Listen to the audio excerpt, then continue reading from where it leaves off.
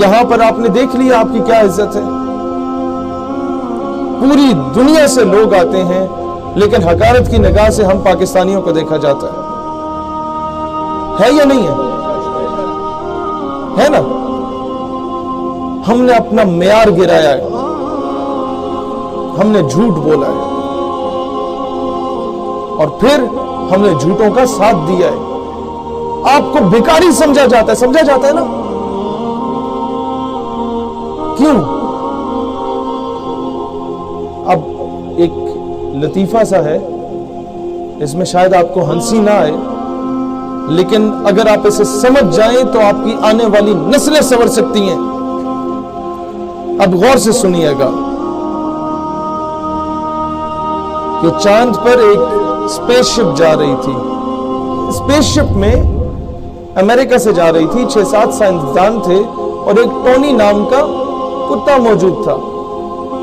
وہ خبر جب دنیا میں لیک ہوتی ہے نا کہ انسان چاند پہ جا رہا ہے اور ساتھ ایک کتے کو بھی لے کے جا رہا ہے, تو پوری دنیا میں جشن منایا جاتا ہے کہ اتنی ترقی ہوگی سائنس کو. تو یہ ساؤتھ پنجاب میں لیا بھکر کا ایک علاقہ ہے. وہاں پر ایک بابے کو جب یہ خبر پہنچی نا تو بابا بدوائیں دینے لگ گیا کہ اللہ کرے غرق ہو جائے, تباہ ہو جائے, چند نہ پہنچے. پیپل آسک ہم اے کوسچن کہ بابا جی وہ اسپیس شپ تہاڈی ہے؟ ہی ریپلائڈ نو, وہ میری نہیں ہے. اسے جڑا کتا جا رہے ہو تہاڈا ہے؟ کہندا نہیں وہ بھی میرا نہیں ہے. وہ اسپیس شپ اس جڑا فیول ہے, جڑا پیٹرول ڈالا گیا یا ڈیزل ڈالا گیا وہ تہاڈا ہے؟ کہندا نہیں وہ بھی میرا نہیں ہے. تو لوگوں نے پوچھا بابا وقت تینوں تکلیف کی ہے, وہ اسپیس شپ جب چاند پہ جا رہی ہے تو آپ کو کیا مسئلہ ہے, کیوں بدوائیں دے رہے ہو؟ اب غور سے سنیں.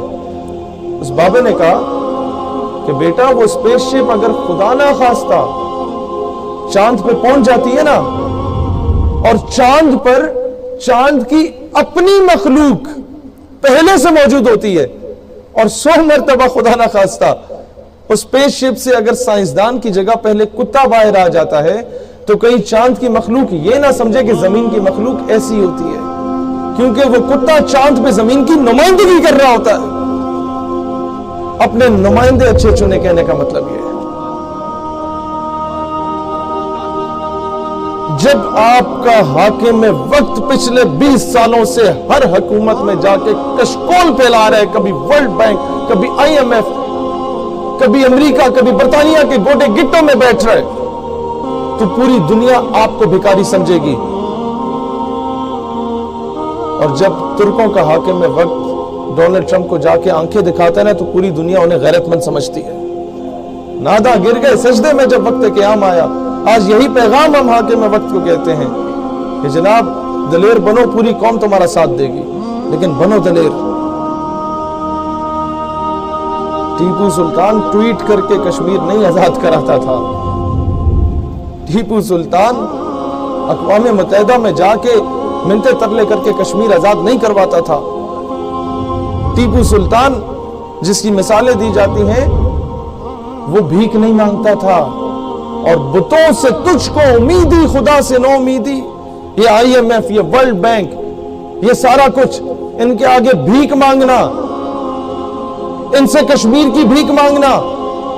بتوں سے تجھ کو امیدی خدا سے نو امیدی, مجھے بتا تو صحیح اور کافری کیا ہے. یہ یاد رکھنا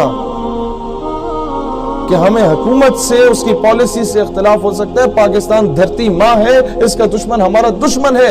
اس پرچم, اس کی نسبت اسے غور سے دیکھو, کیا گنبد خضرا سے نہیں؟ اس کا دشمن ہمارا دشمن ہے. میں کیوں پیار کرتا ہوں اس ملک سے کہ یہاں پیدا ہو گیا؟ نہیں, ایک وجہ ہے کہ یہاں سعودی عرب میں آ کے بھی آپ لوگوں کو اس وطن, اس دھرتی ماں کا احساس دلا رہا ہوں کہ یہاں کماؤ, سارا کچھ کرو, لیکن اپنے ملک کو سرو کرو. سینے پہ اپنا عزت بحال کرنا چاہتے ہو؟ پوچھا جاتا ہے, are you from Pakistan? No, I am from India, I am from Bangladesh. کیوں؟ بولو ہاں, I am from Pakistan. The only homeland after Medina Pak which was made on the name of Islam. I am from Pakistan. The only nuclear power in the entire Islamic world. When we became nuclear power, بتاؤ نا, سینے پہ پاکستانی پرچم لگا کے پھرو آج سے. दुनिया के जिस कोने में हो, सऊदी अरब में हो, अमेरिका में हो, जहां जहां मजदूरी नौकरी कर रहे हो, सीने पे परचम लगाओ, तुम्हारी नुमाइंदगी होनी चाहिए। बताओ कि हाँ, मैं उस पाकिस्तान से ताल्लुक रखता हूं कि जब ये न्यूक्लियर पावर बना ना, तो मोरक्को से लेकर इंडोनेशिया तक जश्न मनाया गया था।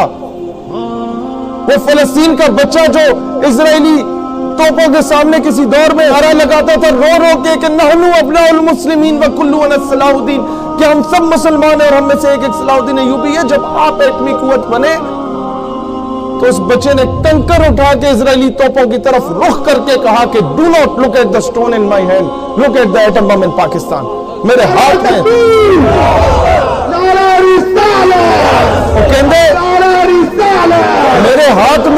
मेरे हाथ में ये कंकर ना देखो, पाकिस्तान में मौजूद एटम बम देखो। पूरी दुनिया को आपसे उम्मीदें वाबस्ता हैं। आप लोग अपना दिफा नहीं करेंगे तो दुनिया ठुड्डे मारेगी, लाते मारेगी, और ये कानून है दुनिया का। फख्र से सीना तान के चलें कि दुनिया में सबसे ज्यादा इश्क रखने वाली कौम ही हम है। मीरे अरब को आई ठंडी हवा, जहां से मेरा वतन वही है। क्यों ठंडी हवा और खुशबू आई रसूलुल्लाह अलैहिस्सलातु वस्सलाम को इस बड़े सगीर के खत्ते से? दोस्ताने ज़ीवकार, जब जब उम्मत मुस्लिमा पर मुश्किल वक्त आया तो पाकिस्तानी तैयारे ही गए, फलस्तीन तक गए।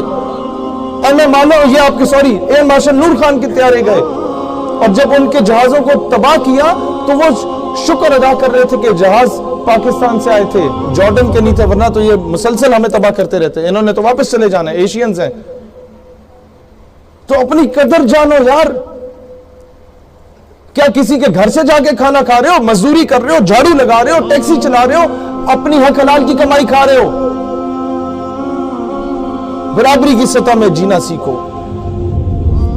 गुलाम बन के ना जियो। जिसकी गुलामी करनी है बस उसी हस्ती की गुलामी करनी है, उसके अलावा हमें इतने हम गिरे हुए नहीं है कि रसूलुल्लाह की गुलामी को छोड़ के किसी और की गुलामी में जाए। मैं वजीर आजम साहब से भी कहता हूं, जनाब खुदारा इस कौम के हाल पे रहम करो, इसकी इज्जत बहाल करनी है तो कह दो इस कौम से कि नहीं, मुझसे झूठ नहीं बोला जाता, महंगाई होगी बर्दाश्त कर लो, बस अब हम भीख नहीं मांगेंगे, बस अब हम किसी के कहने पे अपनी कौम के फैसले नहीं करेंगे, अब किसी के प्रेशर में आके हम रेमंड डेविस या कर्नल जोसेफ को वापस नहीं भेजेंगे, अब किसी के प्रेशर में आके हम आसिया मलूना को रिहा करने के लिए 80,000 लोगों को गिरफ्तार नहीं करेंगे, अब किसी के प्रेशर में आके किसी गुस्ताख को छोड़ने के लिए हम उलमा को शहीद नहीं करेंगे। ये काम कर लो, अल्लाह गवाह है, ये कौम घास भी खा लेगी तो शुक्र अदा करेगी।